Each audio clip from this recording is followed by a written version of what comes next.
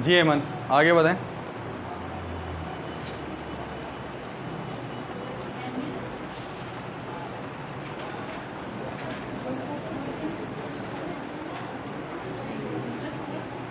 बता दें, समझा दें से। हम लोग देख रहे हैं अभी कि गुड लिसनिंग में हम लोगों ने 10 कमांडमेंट्स पढ़े थे, उसमें से कोई 3 पॉइंट डिस्क्राइब कर दें। लैंग्वेज में कैसे फ़र्क आ सकता है, कब लिसनिंग अच्छी होगी, कब अच्छी नहीं होगी।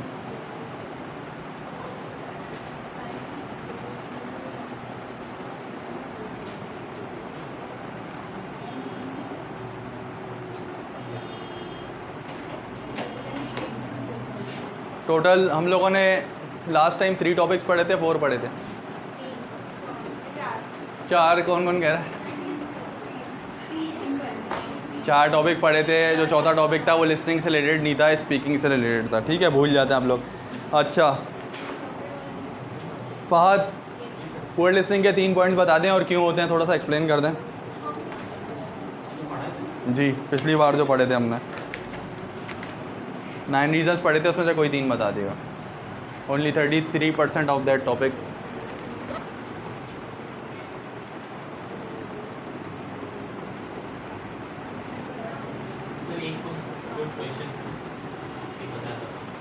आप गुड लिसनिंग बता रहे हैं, पुअर लिसनिंग बता रहे हैं? दूसरा बताएं। आस्क क्वेश्चन था, वो गुड क्वेश्चन नहीं था, रेलिवेंट क्वेश्चन या आस्क क्वेश्चन। जी, सेकंड बताएं।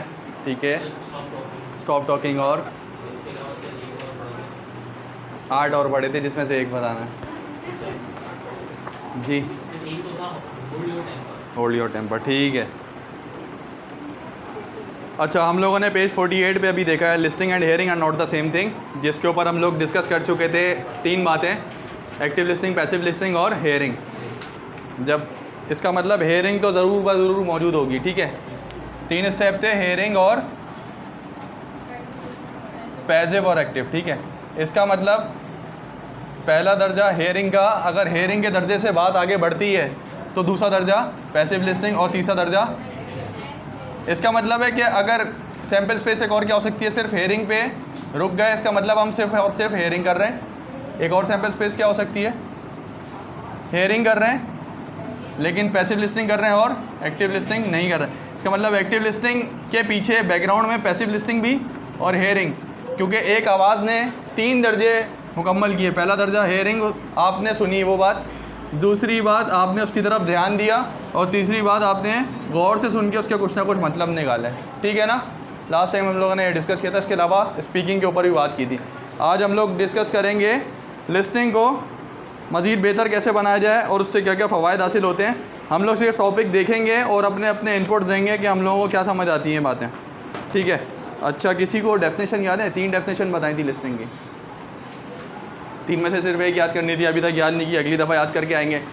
कोई एक डेफिनेशन मुझे एक्सप्लेन कर देंगे जिसमें 5 एलिमेंट्स बताए थे कि लिसनिंग के 5 तरीके क्या होंगे या लिसनिंग कैसे कैसे कर सकते हैं। 5 एलिमेंट्स थे ना लिसनिंग के। जी बताएं। और दोबारा बताइएगा। हेयरिंग और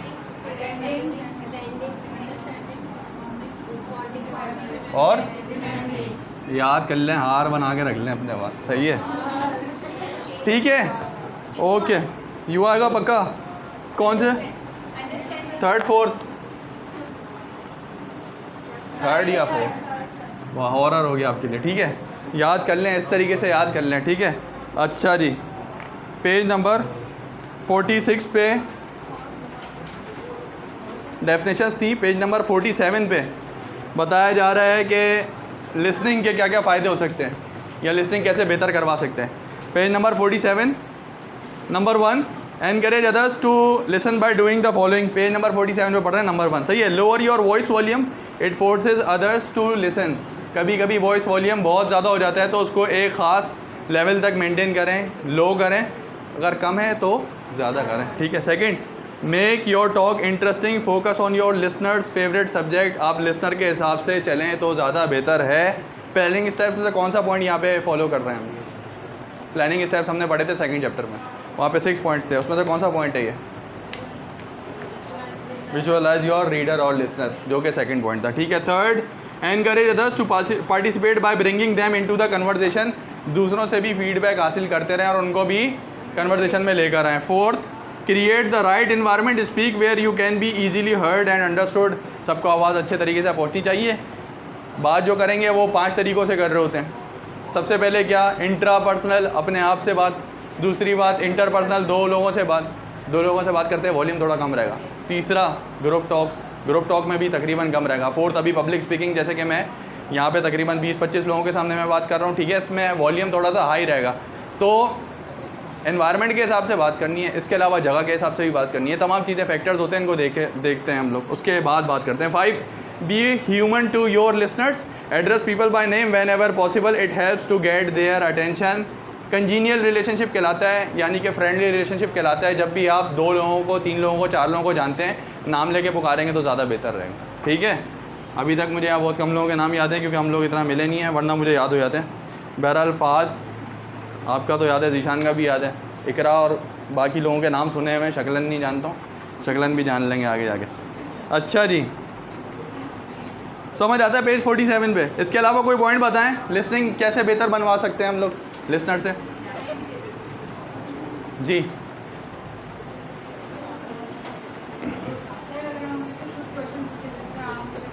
ज़बरदस्त। और उनको दिखाएंगे सुन रहे हैं, और इसके अलावा ठीक है, ओके। और रिस्पेक्ट देनी चाहिए, रिस्पेक्ट, आपस में अच्छा माहौल रखें, दूसरे की बात सुनेंगे तो वो आपकी बात सुनेगा अगर आप उसके दौरान हेल्दी इन्वायरमेंट, ज़बरदस्त, सही। इसके बाद आ जाते हैं पेज नंबर 48 पे, कुछ पॉइंट्स और हैं। आइडेंटिफिकेशन, टाइप्स, फीचर्स, कंसीडरेशंस, ये इसको आप लोग टेक करेंगे, इसको आप गो थ्रू करिएगा। और जो हम लोगों ने देखा है अभी, listening and hearing are not the same thing, इसके ऊपर एक शॉर्ट नोट आ सकता है जिसमें आप बता रहे होंगे कि लिस्निंग, हेयरिंग और एक्टिव लिस्निंग, पैसिव लिस्निंग का क्या फ़र्क है। सेकंड जो टॉपिक था पेज 49 पे 10 कमांडमेंट्स हम लोगों ने गो थ्रू किया। Third types, difficulty by speaker, page number 50 हम लोगों ने लास्ट टाइम गो थ्रू किया था, जिसमें बताया जा रहा है कि स्पीकर कैसे अपना कॉन्फिडेंस रखेंगे।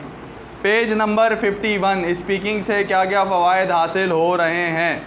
Number 1, importance of speaking, communication skills बेहतर होती हैं, ठीक है। अच्छा, और इसके अलावा आपने देखा होगा कि तमाम लोग जो भी मीडिया को फेस करते हैं या जो डे टू डे काफ़ी लोगों को डील करते हैं, उनकी पब्लिक रिलेशनिंग अच्छी हो जाती है, लोगों से बात कैसे करनी है वो बेहतर हो जाता है। उनका जो कह लें कि पेशेंस है या सब्र का पैमाना है वो ज़्यादा हम लोगों से ज़्यादा होता है। इसके बाद सेकंड है इम्प्रूव कम्युनिकेशन स्किल्स, जितना ज़्यादा बोलते और सुनते जाएंगे उतनी ज़्यादा आपकी कम्युनिकेशन स्किल्स बेहतर होती हैं।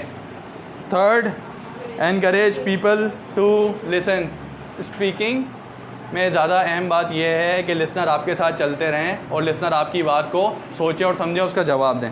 4, हेल्प्स टू ओवरकम फेयर, बोल के आपकी स्पीकिंग बेहतर होगी और आपका डर खौफ ख़त्म होगा। इसका मतलब पेज नंबर 50 पे फेयरफुल के बजाय कॉन्फिडेंट पब्लिक स्पीकिंग आप लोग कर रहे होंगे। अच्छा, कुछ लोग हैं उनकी पब्लिक स्पीकिंग अच्छी नहीं होती, कुछ लोग की मैथ्स कम्युनिकेशन अच्छी नहीं होती, कुछ लोग ग्रुप टॉक्स में फ़ेल हो जाते हैं। तो अपने आप को ऐसा मेंटेन करें कि आप हर तरीके की कम्युनिकेशन बेहतर तरीके से कर सकें, ठीक है। अच्छा, हेल्प्स इन पर्सनैलिटी डेवलपमेंट, जितना ज़्यादा स्पीकिंग करते जाते हैं आपके अल्फाज बेहतर होते जाते हैं, आपकी प्रोनंसिएशन बेहतर होती जाती है, ठीक है। आप जितना ज़्यादा डिटेल में जाते हैं तो दूसरों के साथ आपके रिलेशन बेहतर हो सकते हैं। इसके बाद इम्प्रूव्स रिलेशनशिप्स, बात करेंगे तो बात आगे बढ़ेगी, जवाब दिया जाएगा। पहले स्पीकर था, वो लिसनर को कोई बात कहते हैं अगर, तो लिसनर जब जवाब देंगे तो रोल स्विच हो जाते हैं, लिसनर बन जाते हैं स्पीकर और आप बन जाते हैं लिसनर, ठीक है। तो ये दोनों सूरत-ए-हाल चलती रहती हैं। कंक्लूजन, इसके बाद dictation, page number 52। Page number 52 जाने से पहले लिसनिंग के ऊपर बात कर लेते हैं थोड़ी सी जनरल टर्म्स में, बिज़नेस के हिसाब से। कॉल सेंटर पे कॉल अटेंड की जाती है, ऑपरेटर की कॉल रिकॉर्ड हो रही होती है। लिसनिंग कितनी ज़्यादा इंपॉर्टेंट है, उसने आपसे 3 मिनट बात की और आखिर के हाफ मिनट में अगर आप उसकी बात से जस्टिफाई नहीं हुए, इसका मतलब मैं फ़ीडबैक जब जवाब देने जाऊंगा ना, अगर मैं कॉलर हूँ तो हो सकता है उसकी 3 मिनट में से 2.5 मिनट की बात बहुत ज़बरदस्त थी, आखिर के सिर्फ हाफ मिनट की वजह से क्या होगा कि मैं जो अब उसका फ़ीडबैक दूंगा ना, फ़ीडबैक में 3 बातें आती हैं, तसल्ली बख्श और इस तरीके से कि ज़्यादा अच्छा, और एक आखिरी जो था वो कि बिल्कुल भी आपने मुतमईन नहीं है। ये 3 बातें होती हैं ना, सिर्फ आधे मिनट की गलती की वजह से क्या हो सकता है कि लिसनर की कितनी ज़्यादा इंपॉर्टेंस है कि वो अगर 3 पे उसने क्लिक कर दिया ना या टैप कर दिया बटन, इसका मतलब ये जितनी 2.5 मिनट की मेहनत थी वो तो गई और आधे मिनट में जो गलती की वो अलग। इसका मतलब लिसनिंग और स्पीकिंग बहुत साथ साथ चलते हैं बिज़नेस इन्वायरमेंट में, हर एक का बहुत बड़ा रोल है। अच्छा, अगर के पम्फलेट्स छाप रहे हैं उसके अंदर क्या किया कि हमने अपने एडवर्टाइजिंग स्टाफ को कहा, फ़ोन कॉल करके, ईमेल नहीं की, फ़ोन कॉल करके कहा कि हम ऐसे ऐसे पम्फलेट्स कोई अल्फ़ा पब्लिशर से छपवा रहे हैं। अल्फ़ा पब्लिशर के बजाय अगर उसने कोई और नाम समझा और कहीं और से उसने पब्लिश करवा दिया, इसका मतलब क्या कि सिर्फ थोड़ी सी मिस्टेक की वजह से आपकी जॉब का भी इशू आ सकता है, आपकी ओवरऑल रिलेशनशिप्स भी ख़राब हो सकते हैं अपने मैनेजर्स के साथ। सही है ना? ऐसे ही बिल्कुल एंट्रीज़ की बात करें तो डेप्रिसिएशन की एंट्री पास करते हैं, उसके मेथड्स अलग अलग होते हैं ना, उसमें अगर गलती कर सकते हैं हम लोग। तो लिसनिंग और स्पीकिंग का हर जगह कोई ना कोई फ्लॉ आपके ओवरऑल कैरियर के ऊपर इशू कर सकता है या आपको मुश्किल में डाल सकता है। सही है? इसके अलावा और एग्जांपल आप मुख्तलिफ़ तरीके की ले सकते हैं। इंटरव्यू की एग्जांपल ले सकते हैं कि वहाँ पे पोर लिस्टिंग अगर हमने कर ली, एग्जामिनर ने क्वेश्चन कुछ और पूछा और आप कुछ और जवाब देने लगे, तो इसका मतलब है कि आपने लिस्टिंग सही नहीं की थी। ठीक? और कोई इसके बारे में बताना चाह रहा है कि बिज़नेस में ऐसी आपने और क्या बातें देखी हैं? कोई बताना चाह रहा है इसके अलावा हम कहाँ से रिलेट कर सकते हैं लिसनिंग स्पीकिंग को?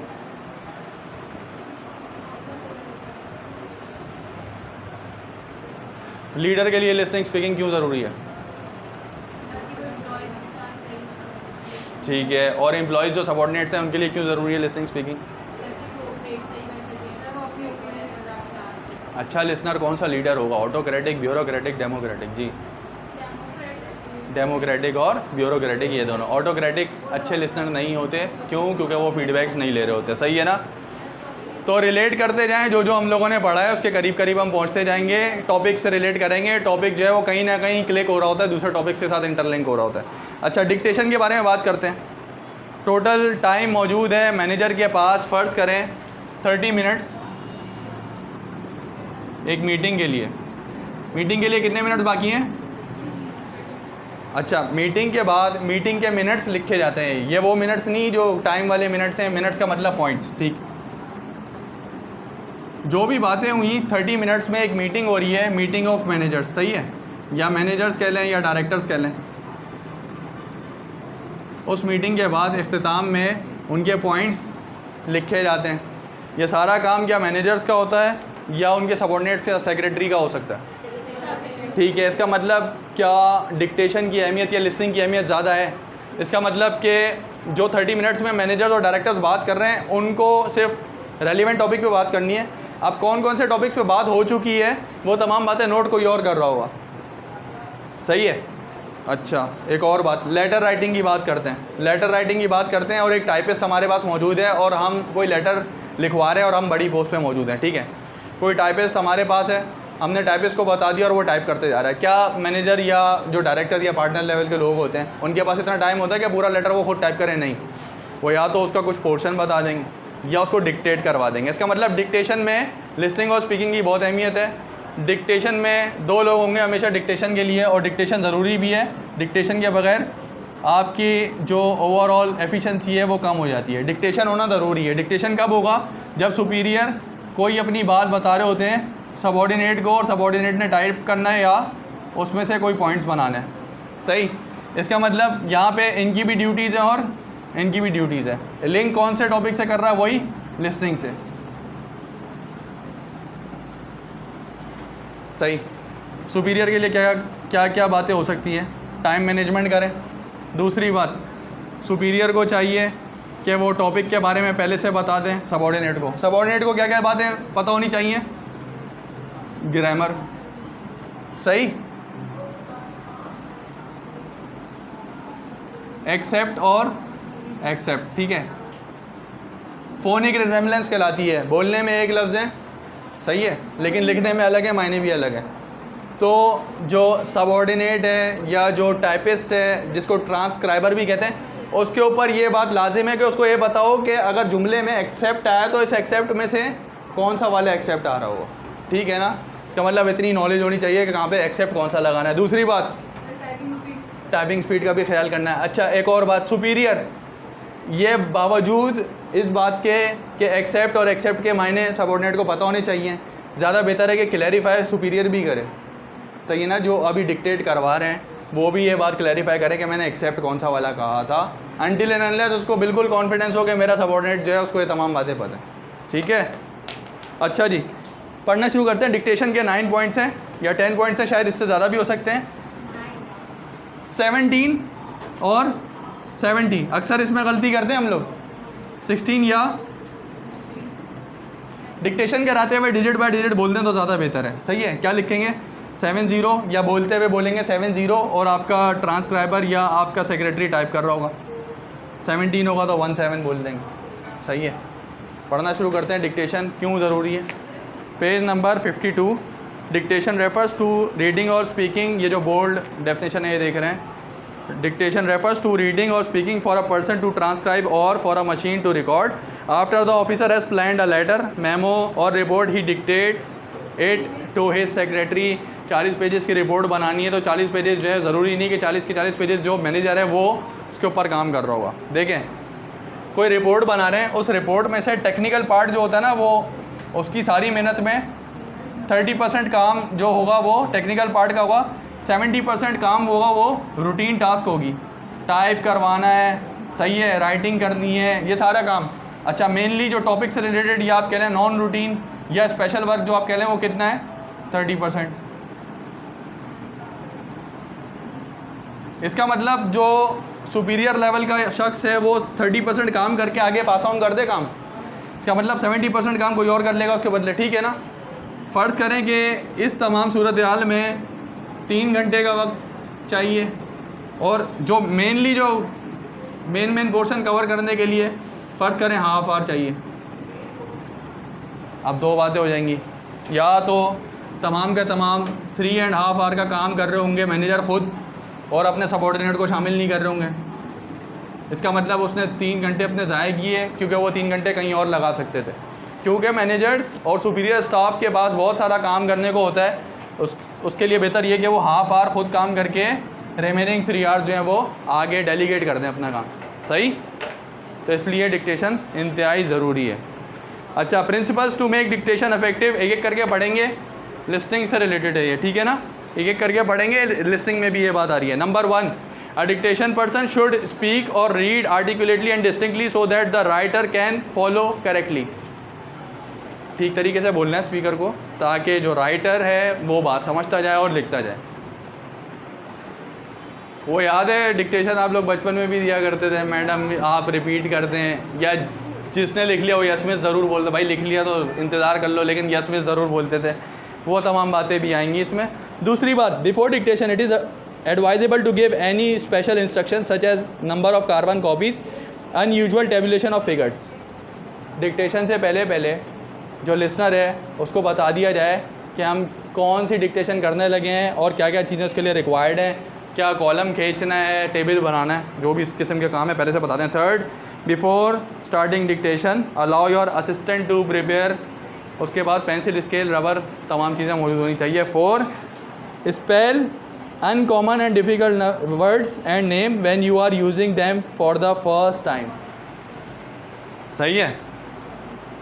सोफोमोर नाम सुना है कभी किसी ने, या वर्ड सुना है सोफोमोर? कभी भी नहीं सुना होगा, किसी ने सुना है तो बताएं, किसने सुना है? ज़बरदस्त, क्या मतलब? सेकंड टर्म, मैंने तो सुना है इसके बारे में कि ये, हाँ, इंटर स्टूडेंट्स को क्या कहते हैं? सोफोमोर। सोफोमोर अगर मैं बोलूँगा तो सोफोमोर सुनते हुए अगर के राइटर को नहीं पता स्पेलिंग तो गलती ज़रूर करेगा सोफोमोर में, क्योंकि एक गलती हो सकती है, PH के बजाय F लिख दूँ और ई आखिर में नहीं लिखूँ, ऐसा हो सकता है ना, ठीक है। इंटर स्टूडेंट को सोफोमोर भी कहते हैं, हमारे यहाँ इतना ज़्यादा कॉमन नहीं है कहना, ठीक है ना। तो अगर कोई ऐसा वर्ड होता है तो उसको बेहतर है कि राइटर को बता दिया जाए डिक्टेटर की तरफ से कि मैं क्या बात लिखवाने वाला हूँ या उसकी स्पेलिंग क्या बनेगी, सही।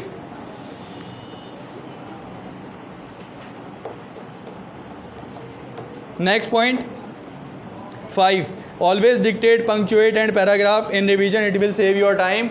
हमेशा पंक्चुएशन बताते जाएंगे क्योंकि बोलते हुए ज़रूरी नहीं कि हम कॉमा का अंदाज़ा लगा पाएंगे, कॉमा कहाँ पे आया था, फुल स्टॉप कहाँ पे आया था। 4 के बाद 5 हो गया 6, dictate at a proper speed so that the transcriber may not miss any word. Proper speed पे बात करें, राइटर के हिसाब से बात करें कि राइटर किस तरीके से लिख सकते हैं।